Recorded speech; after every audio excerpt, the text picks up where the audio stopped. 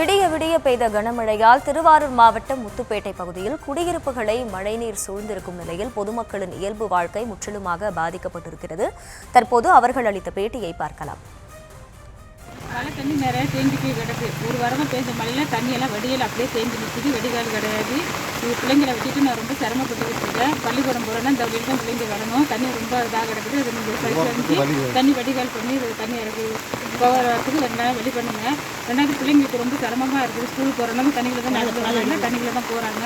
இது மட்டும் இல்லாமல் பிள்ளைங்களுக்கு தண்ணி வேற உள்ளார ஏறுது. பூச்சி பாம்பு கிட்டலாம் நிறையா வந்துக்கிட்டு இருக்குது. பயமாக இருக்குது எங்களுக்கு. இது உடனடியாக நீங்கள் கொஞ்சம் நடவடிக்கை எடுத்து இதை சரி பண்ணும்போது தாழ்மையோட கேட்டுக்கொள்கிறேன். தொடர்ந்து இது பற்றிய விவரங்களை எமது செய்தியாளர் மொய்தீன் வழங்க கேட்கலாம். மொய்தீன், வணக்கம். கள தகவல்கள். வணக்கம்.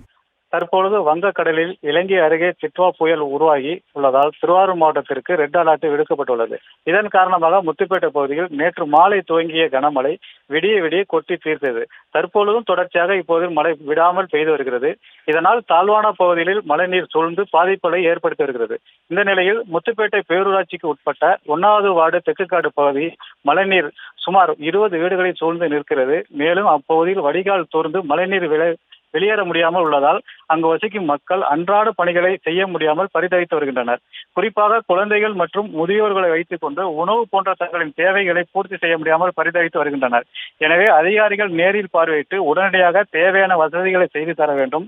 இதற்கு நிரந்தர தீர்வாக வடிகாலை தூர்வாரி சுத்தம் செய்து தர வேண்டும்.